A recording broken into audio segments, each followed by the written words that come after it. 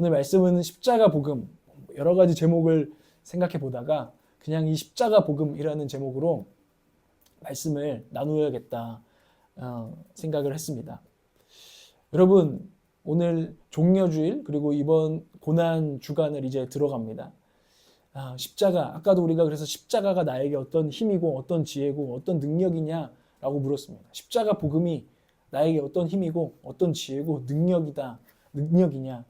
저는 오늘 저와 여러분에게 묻고 시작을 하는 거죠. 하나님의 아들이신 예수께서 세상 죄를 위해서 십자가에서 죽으시고 부활하셨다. 이것이 십자가 복음을 간략하게 말하는 것입니다. 간략하게.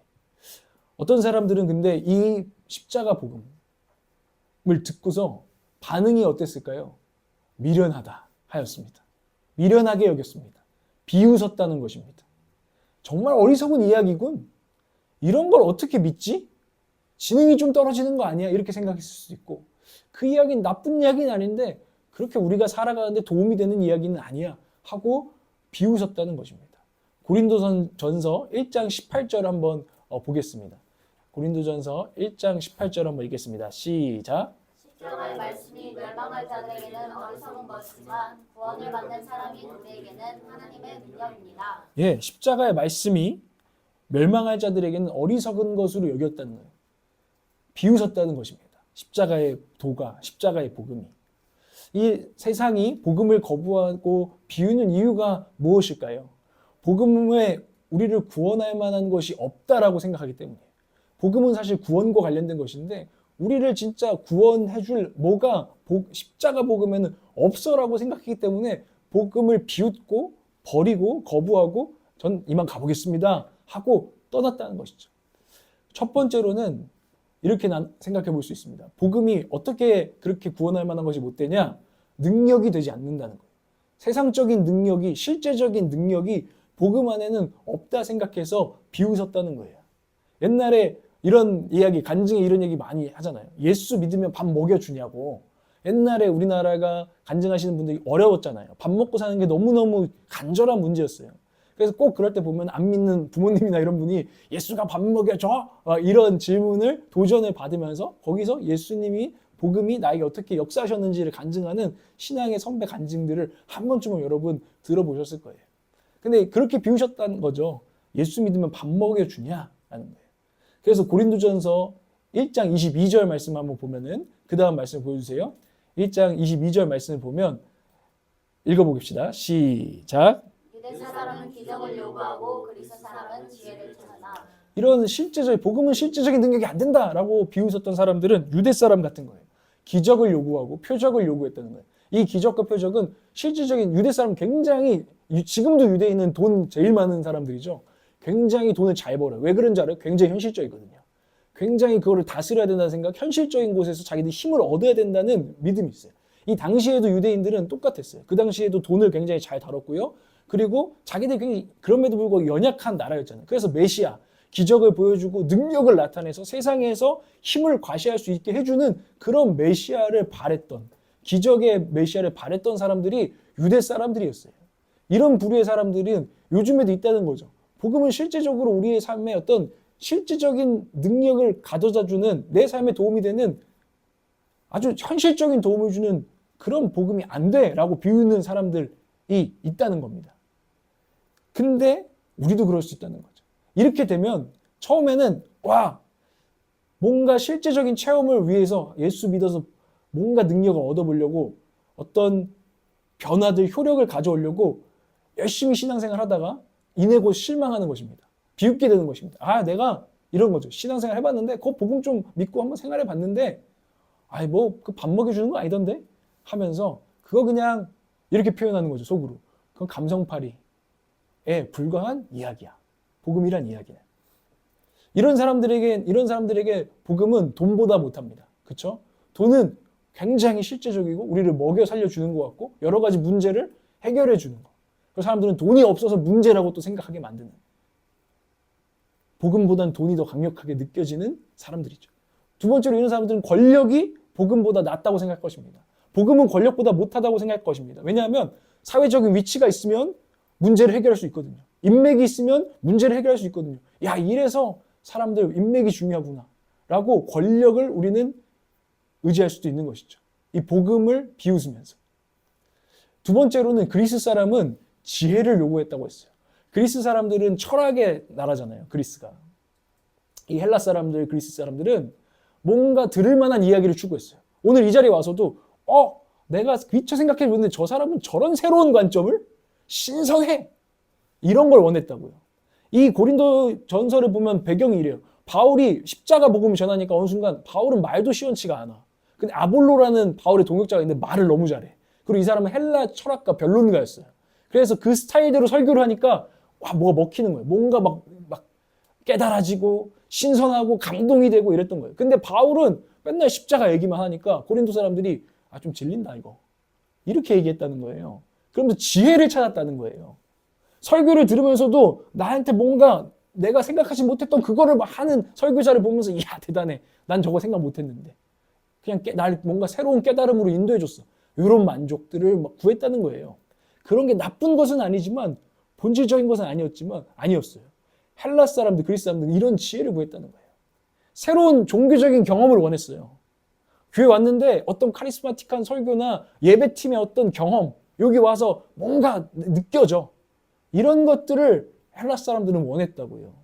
고상한 경험, 짜릿한 경험, 거룩한 경험. 이거를 복음이 나한테 줄 수 있어요? 복음이 나한테 줄 수 있어요? 자꾸 찾았다는 거예요. 근데 이 사람들도 결국은 복음을 겉핥다가 복음은 나한테 이거를 맨날 뻔한 이야기구만. 또 십자가 이야기구만. 오늘 바울이 그러잖아요. 십자가에 달리신 예수를 전한다고. 나는 세상에 많은 것들을 배설물로 여기고 많은 말의 지혜를 나는 의지하지 않고 십자가를 전하겠다고 바울이 그랬단 말이에요. 근데 사람들은 그게 별로 마음에 안 들었다고요. 그 결과는. 그래서 바울이 세운 교회인데 바울이 이제 좀 떠나시오. 당신 얘기는 이제 다 지겹소. 라고 했다는 거예요. 이때 이 사람들 안에 복음은요. 사실 십자가 복음은 지식보다 못합니다. 뭔가 나를 깨달음을 주는 새로운 지식보다 못한 것이 된 거예요. 세상은 왜 지식을 원할까요? 뭔가 알 때 내가 세상을 통제할 수 있다고 생각하는 거예요. 경제를 좀 배우잖아요. 내가 금방 부자 될 것 같은 통제감을 주기 때문에 사람들은 지식을 원해요. 깨달음을 원해요. 성경을 우리가 알려고 할 때도 우리 중심 가운데 뭔가 하나님의 영적 원리를 좀 알 때 내가 하나님을 통제할 수 있을 것 같은 감각 때문에 그것을 원하고 막 추구하는 사람들이 있었다는 거예요. 이건 매우 미묘한 것이지만 성경 보는 거 좋아하는 거 아니에요. 근데 그런 우리의 사실은 불순한 동기들이 있다는 것입니다. 그래서 세상 사람들은 교회 안 얘기도 했지만 세상 사람은 그래서 인문학을 좋아하죠. 그래서 책을 읽는 거예요. 책을 읽으면 내 정리되지 않았던 생각들이 정리되거든요. 그럼 내가 그 문제를 다룰 수 있을 것 같은 기분을 주거든요. 이게 지혜를 구하는 사람들의 중심이에요. 지혜를 구하는 우리의 어떤 욕망이 숨겨져 있다는 거예요. 복음이 지식보다 못할 수 있고요. 지혜를 찾는다는 것은 복음이 경험보다 못하다는 거예요. 아까 말했던 종교적 경험. 근데 종교적 경험뿐만이 아니에요. 여러분이 인생을 살아가면서 나를 좀 더 행복하게 해줘. 나는 뭘 딱 먹으면 너무 행복해. 근데 그 경험 때문에 새로운 맛집을 계속 우리가 찾아다니는 거 아니겠어요? 요즘 사람들은 결국은 그게 다 자기를 더 고상하게 해주거나 행복하게 해주는 어떤 경험을 찾아서 지혜를 찾아서 다닌다고요. 그래서 더 맛있게 먹는 법? 이렇게 먹으면 더 맛있대요. 너 그렇게 먹어봤어요? 요 음식과 이 술하고 궁합이 잘 맞대요. 이런 거에 세상은 굉장히 혈안이 되어 있어요. 이게 지혜를 찾는 거예요. 포함되어 있다는 이야기입니다. 이해가 가십니까? 영화와 연극을 찾아요. 힙한 플레이스를 찾아요. 멋진 사람들과 함께하는 경험을 찾아요. 요즘 트레발이라는 사업이 굉장히 유명한 사업이 있습니다. 이제 기업가들 사이에서 어떤 거냐면 강남에 이제서 굉장히 유명한 모임이고 점점 이제 서울로 퍼져가는데 돈을 내고 독후감을 쓰는 모임이에요. 책을 같이 자기가 사서요, 독후감을 써서요, 돈을 내서 모임을 참가해요. 그러면 거기에 굉장히 대기업에서 굉장히 유명한 분들이나 아니면 사회적으로 굉장히 괜찮은 멋진 사람들이 한 명 클럽장으로 오시는 거예요. 그럼 청년들이 돈 내고서라도 책 읽기 싫어하잖아요. 책 읽고 독후감 써서 가서 그 사람이 자기 독후감을 읽어주고 이렇게 피드백 해주니까 너무 좋은 거예요. 왜 그럴까요? 사실은 거기에 또 괜찮은 애들이 많이 몰려온대. 그래서 유명해졌대. 트레발이 가면은 결혼할 수 있다고. 그것도 굉장히 질 좋은 애들, 굉장히 수준 높은 사람들. 그래서 막 유튜버 중에도 굉장히 막 29cm 에디터 막 이런 애들도 이런 여자분도 막 자기가 오늘은 트레바리 모임에 갑니다 뭐 이런 거 하더라고요. 제가 하고 싶은 말이 뭔지 아세요? 그것도 경험이에요.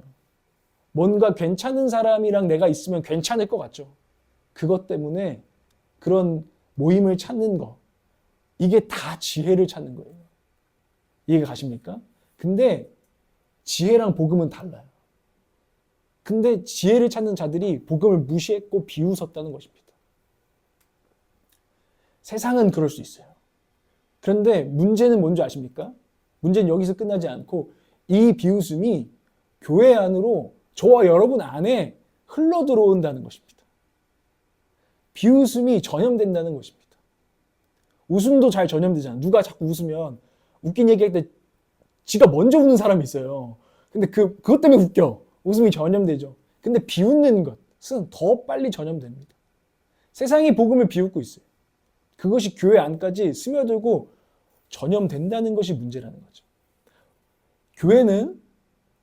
여러분 교회는요, 복음을 믿기로 한 사람이 모이는 거예요. 복음 가운데에 세상은 줄 수 없는 하나님의 능력과 하나님의 지혜가 있음을 믿는 사람들, 그것을 고백하는 자들이 모이는 곳이 교회입니다. 그런데 이 교회를 사단이 깨기 위해서 세상의 지혜와 세상의 능력을 찬양하게 만드는 그런 비웃음, 그걸 찬양하기 시작하면 복음을 비웃기 시작해요. 그것이 교회를 깨트리는 사단의 전략이라는 거죠. 근데 고린도 교회에 그런 일이 일어났다는 거예요. 아까도 잠깐 설명드렸던 것처럼 십자가 복음만 전하는 바울의 이야기가 너무 뻔한 이야기라고 고린도 성도들이 얘기하기 시작하는 거예요.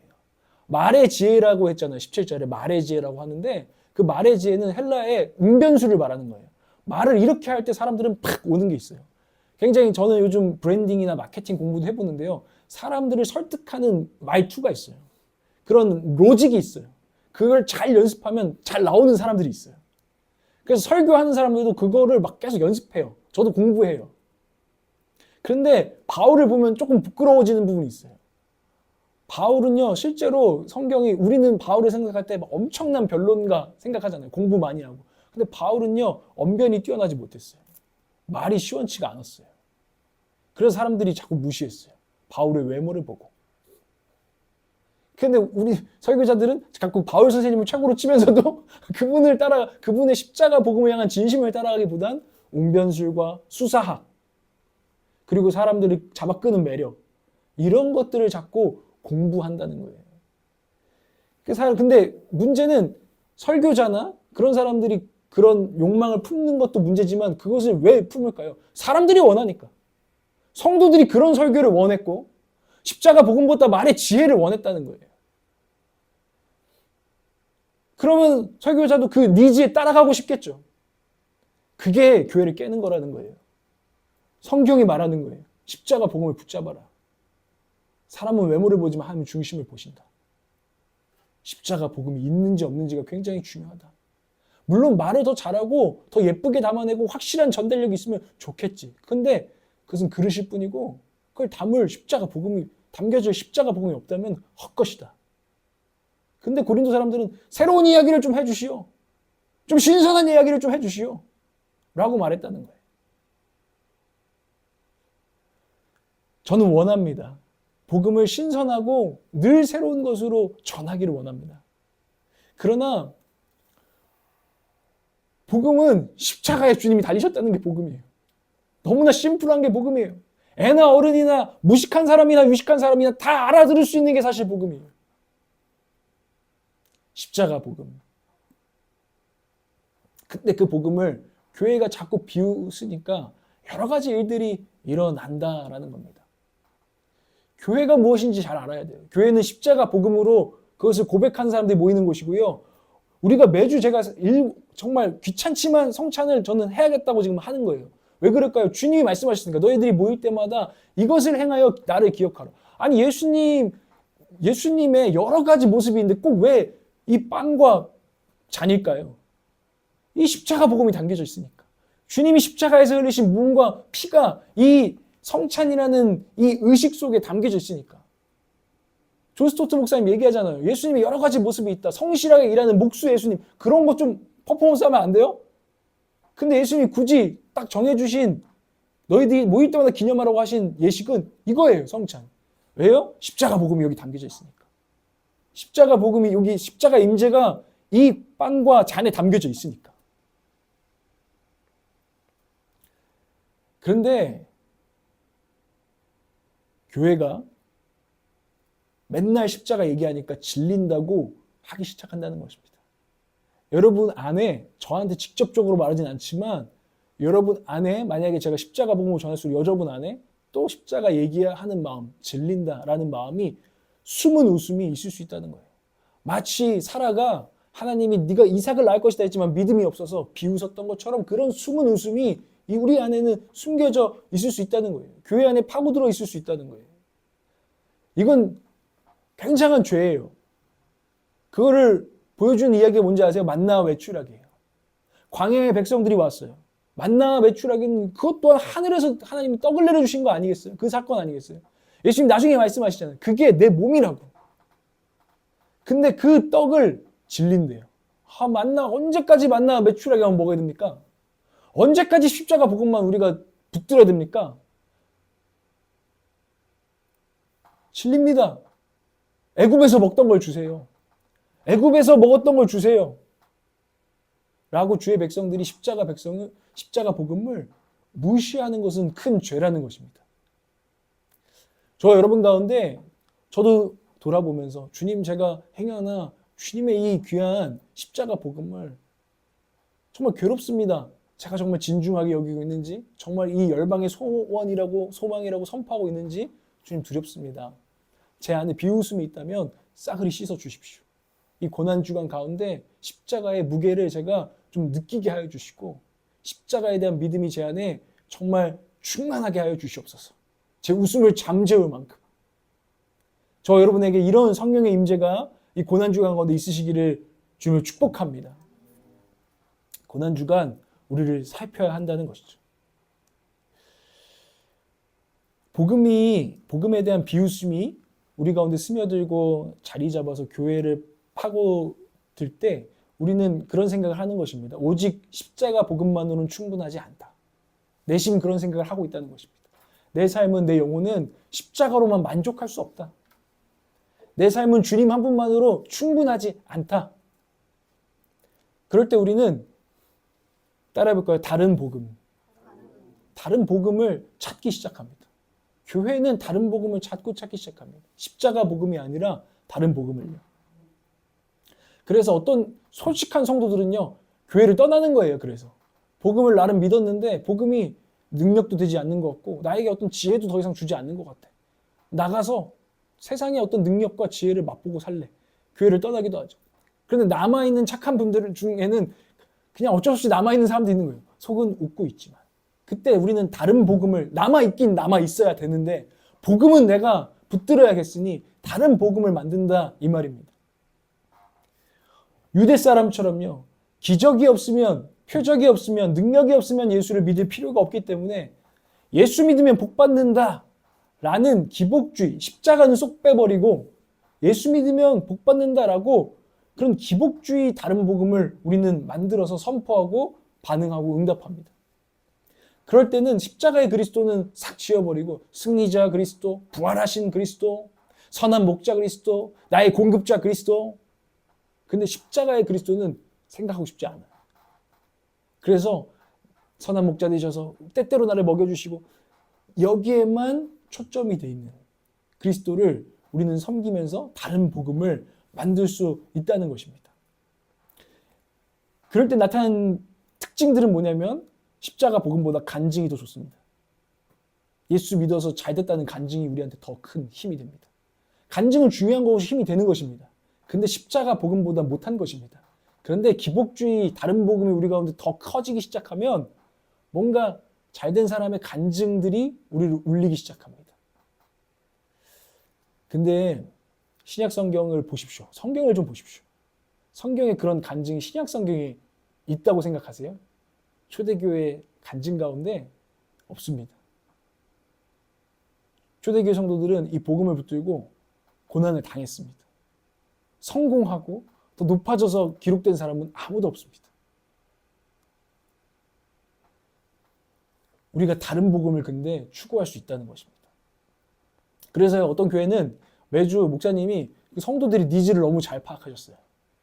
그래서 베스트셀러를 매주 한 권씩 요약해서 설교를 하세요. 그 신앙과 베스트셀러를 다 녹여내요. 전 그게 나쁘다고 생각하지 않습니다.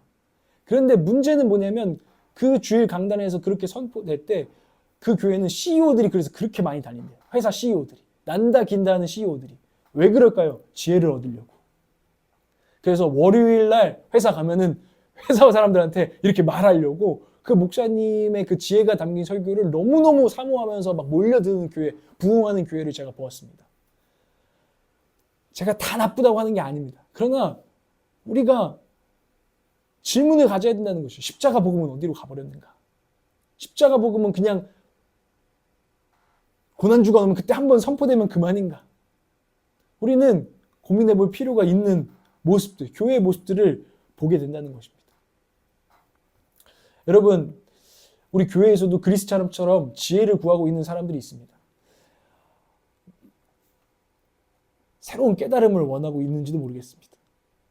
여러분이 어떤 영적인 감동을 여러분이 교회 신앙생활을 할 때마다 구하고 있는지도 모르겠습니다.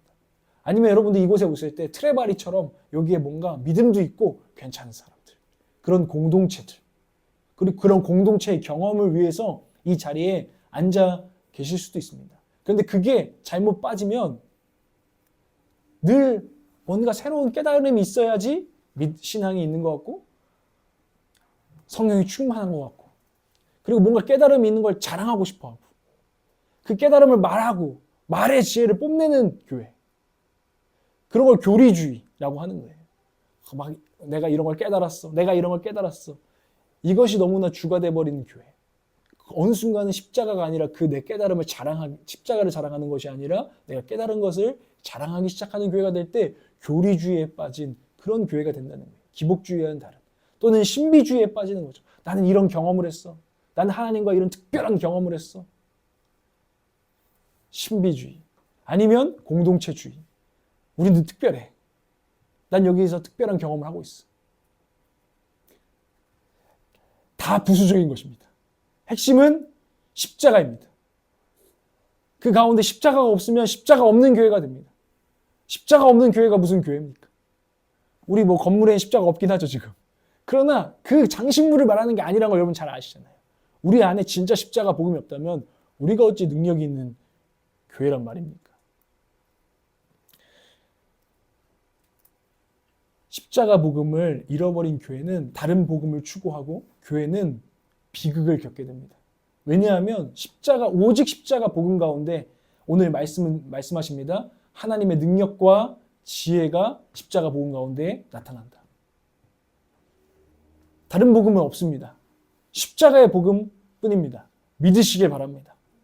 우리의 어떤 실제적인 능력, 깨달음, 경험, 공동체 이 모든 것은 귀한 것이지만 결코 복음이 될 수 없다는 것을 오늘 분명히 깨달으시기를 주님의 이름으로 축복합니다. 아멘. 십자가 복음은 구원에 관한 것이에요. 저는 오늘 이 십자가 복음이 정말 그냥 외침이 되지 아니하고 여러분 가운데 몸부림이 되기를 원해요. 저의 몸부림이 되고 정말 여러분의 몸부림이 되기를 원해요. 십자가 복음으로 난 살겠다. 복음에 정말 하나님의 능력과 지혜가 나타났다면 내가 하나님의 능력과 하나님의 지혜로 살고 싶다라는 몸부림을 여러분들이 치시기를 바란다는 것입니다. 십자가가 밥 먹여줘? 아니 밥 먹여줘 하고 모든 문제의 열쇠로 모든 문제의 답으로 여러분 제시할 수 있고 경험할 수 있는 그런 사람들, 복음의 사람들이 되기를 제가 원한다는 거예요. 저는 그런 마음으로 오늘 말씀을 전하려고 왔어요. 당신은 구원을 어디서 찾습니까? 십자가 복음에서 찾아야 된다는 것입니다. 근데 이거 한번 구체적으로 생각해 보자는 거죠. 제가 억지로라도 한번 적용해 보려고 몇 가지 예를 가져왔어요. 자존감.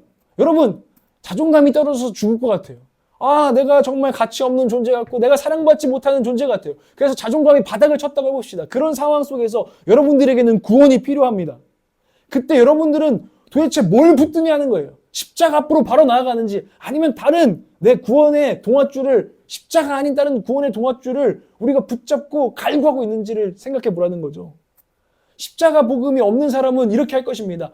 런닝을 뛸 것입니다. 왜요? 당장 성취감을 주는 활동을 하는 게 자존감을 높이는 데 좋거든요.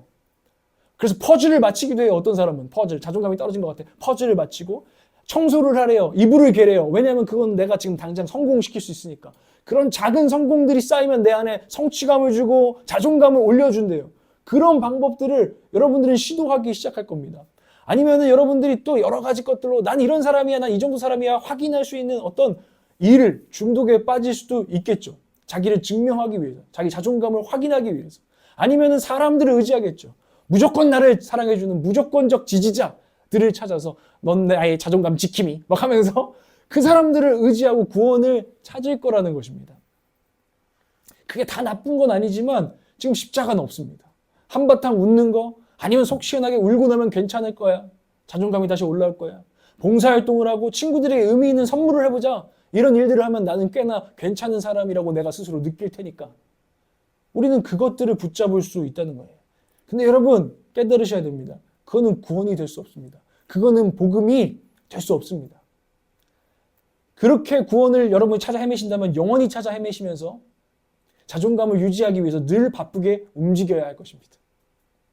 복음의 구원은, 복음이 우리에게 주는 구원은 내가 바쁘게 움직이는 것과는 상관이 없다는 것을 기억하세요. 하나님이 행하신 일, 하나님이 십자가에 그 아들을 우리에게 내어주시고 우리를 사랑하사 그 아들을 십자가에 내어주시고 죽기까지 우리를 사랑하셨다. 그 예수 그리스도께서 우리를 위하여서 순종하시고 끝까지 순종하셔서 그 십자가에 자진해서 매달리셨다. 그분이 다 이루었다. 라는 게 복음이지 내가 뭘 해서 자존감을 높이는 것, 구원받으려 하는 것이 우리의 구원이 아니라는 것입니다.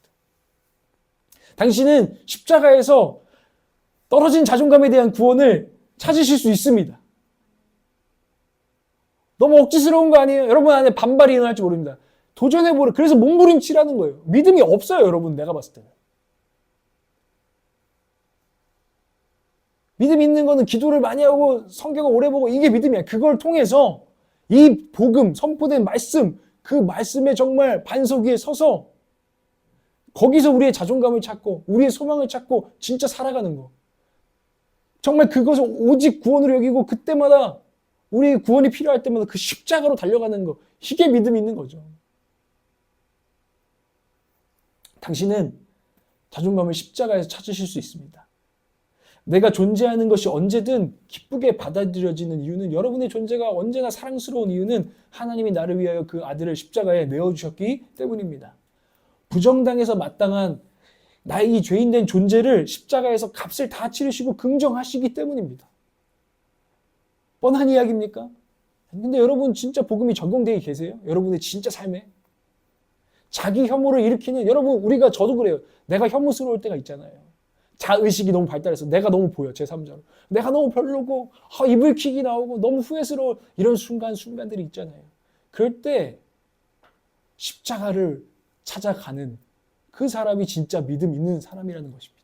십자가 앞에서 아니야. 주님은 나를 긍정하셨어.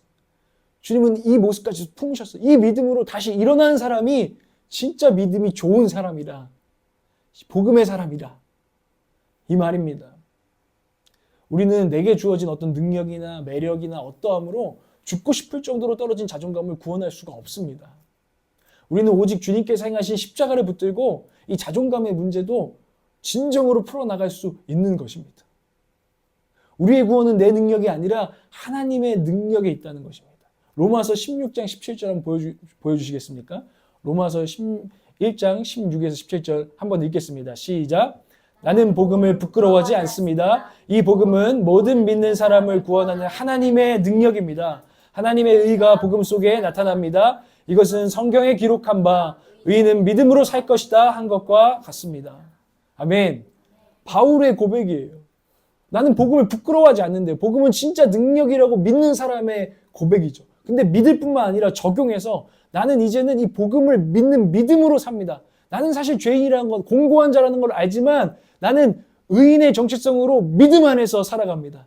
하나님의 십자가의 복음을 믿음 안에서 살아갑니다. 나는 이게 적용된 사람입니다. 그래서 나중에 고백할 수 있는 거예요. 아까 고운자매가 나누는 것처럼 나는 가난한 것도 가난한데도 처할 줄 알고 부유함에도 처할 줄 압니다. 나는 무명함에도 처할 줄 알고 난 유명함에도 처할 줄 압니다. 나는 자유합니다. 난 복음이 적용된 사람입니다. 나는 복음에 뿌리 박힌 사람입니다.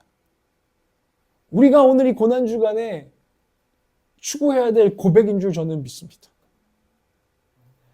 십자가의 복음을 의지하여 믿음으로 사는 것이 진짜 우리의 자존감의 문제를 해결하는 키이다라는 거예요. 자꾸 딴 거 찾아다니지 마시고 먼저 십자가 앞에 엎드리세요. 그 나머진 부수적인 거 해도 돼. 그거 하지 말라는 게 아니야. 좋은 지지해 줄 사람 만나세요. 근데 왜 십자가는 다 팽개쳐 두고 그런 다른 복음만 복음으로, 그럼 복음이 아니라니까. 그럼 부수적인 곁다리라니까요. 십자가. 복음이 저와 여러분의 삶에 능력되기를, 여러분 자존심 있잖아요. 진짜 복음 믿는다면서요. 몸부림치라는 것입니다. 나는 자존감이 지금 떨어졌다. 그러나 내 자존감의 원천은 이 십자가에 있습니다. 제가 십자가를 다시 바라볼 때 주님, 저는 제가 사랑받는 존재임을 다시 한번 확인합니다. 저는 하나님 제 최악의 모습도 주님 이미 받으셨고 용납하셨음을 저는 알고 있습니다. 그래서 저는 오늘 담대하게 다시 살아갈 힘을 얻습니다. 십자가는 나의 능력입니다. 나는 반석 위에 섭니다. 올락. 나는 반석 위에 섭니다. 난 나의 어떠함 위에 서지 않고 내 반석 대신 십자가 위에 섭니다. 아멘? 그래서 여러분 진짜 자존감 떨어졌다는 얘기 우리 안 하게 됐으면 좋겠습니다. 뭐 할 수 있지. 뭐 하지 말라는 거 아니에요. 근데 제가 오늘 답을 얘기 드린 거예요. 제가 해드릴 말은 십자가예요. 십자가로 달려가라. 기도해라. 로마서 한번 더 읽어라. 복음을 적용해라. 너의 삶 깊은 곳까지. 하나 더 제가 적용해 볼게요. 미래에 대한 불안에서 여러분은 구원 받으셔야 돼요. 미래에 대한 불안, 염려, 경제적이건 내가 앞으로 사회적 위치가 내가 어떻게 될 것인가, 막 나는 그냥 삐리하게 그냥 끝나는 것인가, 막 이런 두려움, 아니면 존재적인 두려움, 어떤 죽음에 대한 두려움, 어떤 미래에 대한 두려움에 우리가 빠져서 허우적거리고 진창 속에 있을지라도 구원은 십자가에서 찾으셔야 된다는 것입니다. 많은 사람이 십자가를 빼먹고요. 미래를 대비하려고 아까 지식을 모인댔잖아요. 통제감을 누리려고. 내가 지금 경제가 흘러가는 걸 알면, 집값이 어떻게 되는 걸 알면 그것이 내게 복음, 구원이 될 거야 라고 생각하고 자꾸 그런 것들에 우리는 혈안이 됩니다. 자산을 쌓고 연금을 모으고 하지 말라는 게 아니에요. 하지 말라는 게 아니라 그것, 십자가는 쏙 빼놓고 그것에 구원처럼 복음처럼 여긴다는 거죠. 그래서 그런 사람들 얘기가 그렇지만 우리 남동생도 그걸 계속 꿈꾸고 있어요. 형, 나는 미래가 두려워. 미래에도 여전히 9 to 6 진짜 하기 싫은 일 하고 있는 내 미래는 너무너무 두려워. 그래서 내가 원하는 것은 자산을 만드는 것이고 사업을 할 거야. 그래서 경제적 자유, 시간적 자유를 나는 누리면서 노년을 보내고 싶어. 그럼 난 만족한 인생을 살 수 있을 것 같아. 근데 그렇지 않다면 내 미래는 너무 두렵다고 저한테 얘기하는 거예요. 제가 동생한테 그냥 들어줬지만 저는 동생에게 진짜 십자가 복음을 믿으라고 전했어야 된다는 생각이 요즘 들어요. 그래, 그렇게 살면 좋지. 나도 모르게 십자가 얘기하면 비웃음 당할 것 같아서 형이 또 현실을 모르네. 이렇게 생각할 것 같아서. 어떤 사람들은 이 미래에 대해서 이런 태도를 기를 수도 있죠. 욜로처럼. 그래, 그냥 다 잊고 살자. 근데 이거는 자포자기 하는 거예요. 자포자기가 답이 된 거예요. 어떻게든 되겠지. 십자가는 없어요. 이런 모든 것들은 그냥 우리의 방식이에요. 그러나 십자가 안에는 미래에 대한 불안에서 우리를 구원해 주실 복음이 있습니다. 하나님께서 우리의 미래를 주관하시는 분인 줄 믿으시기 바랍니다. 그분이 우리를 돌보시는 믿음으로 우리는 사는 것입니다. 우리가 그분의 자녀라는 믿음으로 사는 것입니다. 아버지께서 자녀를 그냥 두지 않으신다는 믿음으로 사는 것입니다. 그런데 그것이 그 증거가 십자가에 너무 명백하다는 그 믿음으로 사는 것입니다. 십자가에서 그것이 확증되었다. 이 믿음으로 미래에 대한 염려를 이기고 사는 것입니다. 그래서 경제적 자유, 시간적 자유가 아니라 가난에도 부유함에도 처하는 자유, 무명하든 유명하든 상관없는 자유를 우리는 누리며 살아가는 것이 복음의 사람이 살아가야 될 삶이라는 것이죠. 이게 믿음으로 사는 것이라는 것이죠. 그래서 더 이상 인색하거나 허비하는 삶, 인색하겠죠? 늘 자산을 불려야 되니까 남들에게 인색하겠죠? 인색한 삶을 믿음 없이 사는 삶입니다. 허비하는 삶, 믿음이 없으니까 소망 없으니까 오늘 될 대로 되더라 하고 써버리고 그냥 허랑방탕하게 살아가는 삶, 이건 믿음이 없어서 그런 거예요.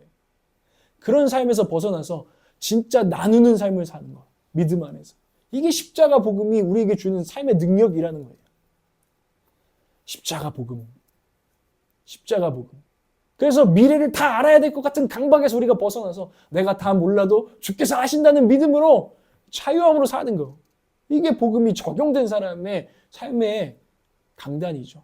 저 여러분에게 이런 복음의 적용이 있기를 원합니다. 제가 지난주에 원수에 대한 설교했잖아요.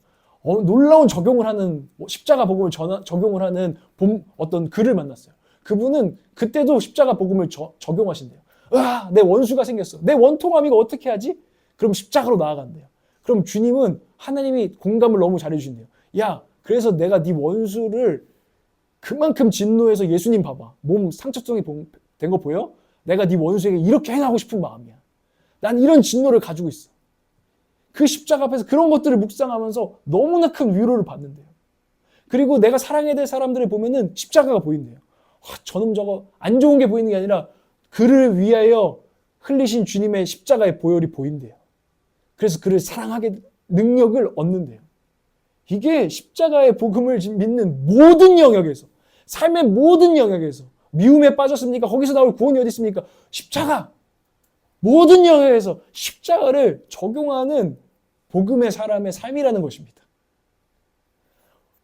복음이 여러분의 삶의 모든 문제에서 적용되는 그날까지 몸부림치는 저와 여러분 되기를 주님으로 축복합니다. 오늘 저는 단순히 영혼 구원의 십자가 얘기만 하지 않았어요.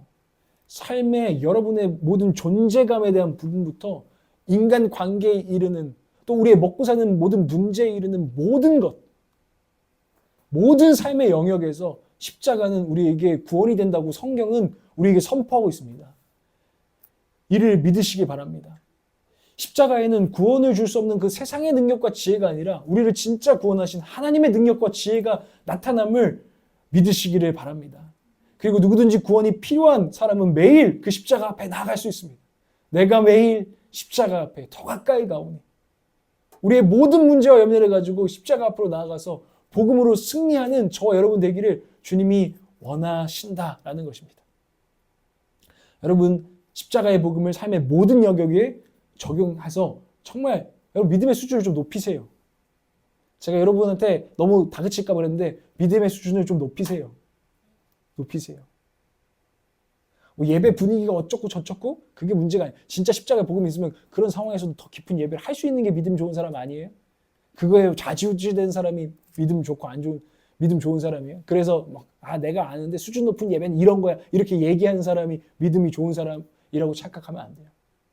내가 아는데 그 목사님이 이렇게 해가지고 은혜가 되더라고. 막 그런 게 은혜의 통로야. 아니, 교만하지 마세요. 믿음이 연약한 겁니다. 믿음이 약한 겁니다. 믿음이 진짜 깊은 사람, 복음에 뿌리 내린 사람은 어느 상황에서도 하나님을 보고 임재를 느끼고 예배하는 것입니다. 믿음의 수준을 높이십시오. 그게 믿음의 수준, 장성한 분량이 되어가는 모습이에요. 겸손하세요. 겸손히 십자가 앞으로 나오세요. 그럼 당신은 강해질 겁니다. 믿음이 강해질 겁니다. 근데 몸부림쳐야 된다는 거예요. 적용이 잘 안 될 거예요. 왜냐면 그동안 적용하면 살아본 적이 없으니까. 그냥 천국 가는 그 정도 십자가였으니까. 내 삶의 진짜 능력으로 십자가를 구원을 여기지 않았으니까. 그거를 주 무기가 아니라 언제나 보조 무기로만 사용했을 테니까. 여러분, 저와 여러분, 십자가는 보조 무기가 아닙니다. 우리의 주 무기입니다. 정말 도전합니다. 이거는 지금 설교 자리에서 할 얘기 아니라 이제 삶으로 돌아가셔서 여러분들이 십자가를 붙들고 십자가인데 모든 영역의 구원이다. 이것이 잘 안 되고 납득이 안 될 때에도 붙들면서 적용하려고 할 때 경험되어지는 능력이기 때문에 여러분들에게 여러분의 몫이 있습니다. 십자가를 붙드십시오. 그리고 이런 고백을 하게 되길 바라요. 십자가의 사도였던 바울이 왜 말의 지혜를 사용 못했겠어요, 사실. 바울은 굉장한 변론가였어요. 근데 그는 조금은 어리석어지기로 해버렸어요. 내가 다른 걸 다 잊어버리고 배설물같이 여기고 십자가만 알겠다라고 했어요. 그게 진짜 깊은 믿음이었던 거죠. 우리에게 보여주는 성경에서 믿음의 선배가. 근데 그가 찬양하는 거예요.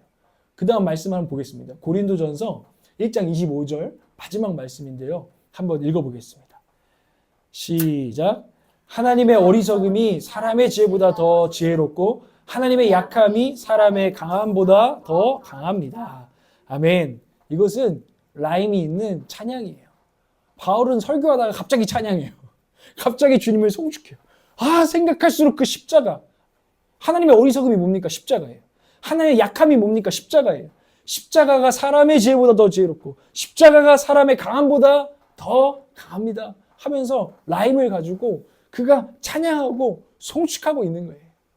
저 여러분이 먼저 회개하시고 십자가를 비웃어 왔던 자신의 중심을 회개하시고 십자가를 찬양하게 하는 하나님 제 고백을 받아주십시오. 제가 그런 복음의 사람이 되기를 원합니다.